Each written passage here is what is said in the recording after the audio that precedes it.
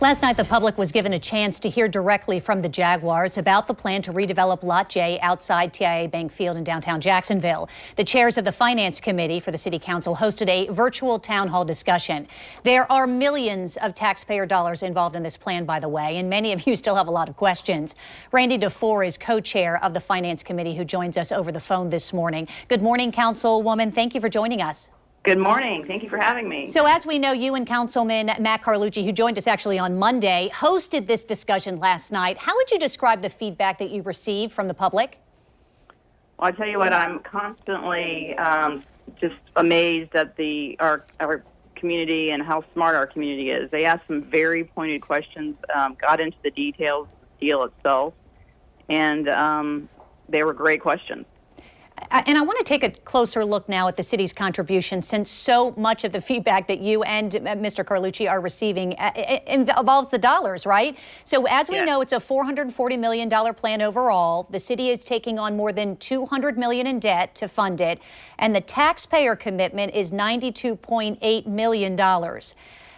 Given what you heard last night, and Councilman Carlucci told us he's received hundreds of emails and feedback from others, and concerns about more pressing issues in our city and maybe needing more attention before spending this kind of money, how do you weigh those concerns and move forward with a project like this? Well, those are legitimate concerns. I mean, the bottom line is we need to make sure that the taxpayers' dollars are used prudently. And, you know, and to do that, we really have to understand the deal. Right now, we're still trying to figure the deal out. I'm not sure we're at a place where we really know what the deal is going to end up looking like.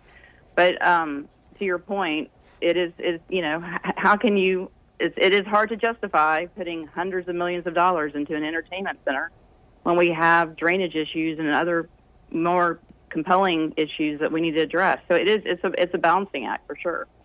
Are there any red flags? I know that you're kind of just digging into this plan a little bit and the details, the fine print, so to speak. Are there any red flags in your mind?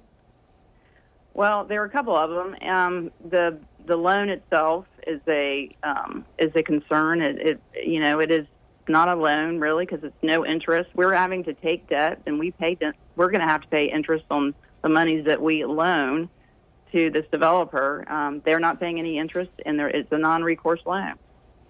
So that's one of them. I have several. The largest one really is, you know, why would we commit to these kind of dollars if we don't have any commitment from the Jaguars? That's the number one issue. If we have to address that issue really before we can get to the Lot J issue. Yeah, especially considering the fact that we know that the team has not been winning. They're on a losing streak. Gardner Minshew is injured from what we're hearing. And there's always been this sort of ongoing rumor that Shad Khan could make a decision to move the team, though he said that he is committed to keeping the team here in Jacksonville. A lot of people are still concerned about that.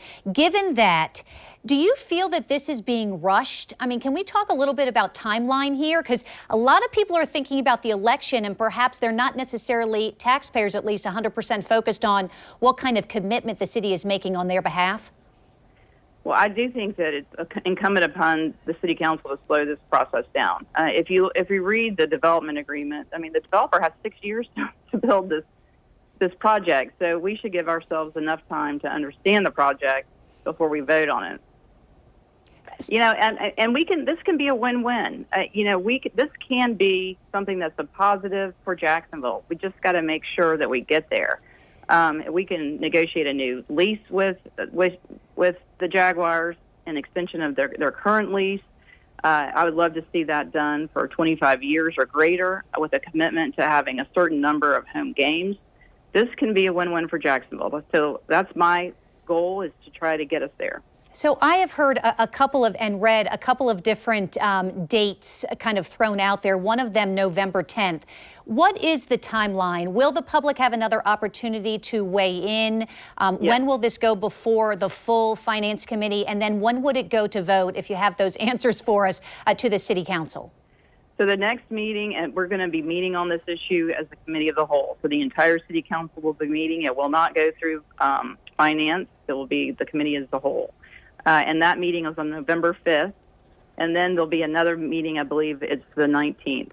Okay, so we do have some time for more people to learn more about it, should they be a little distracted with everything going on in the world and in our area. Councilwoman DeFoor, thank you for your time this morning. We appreciate it. Thank you.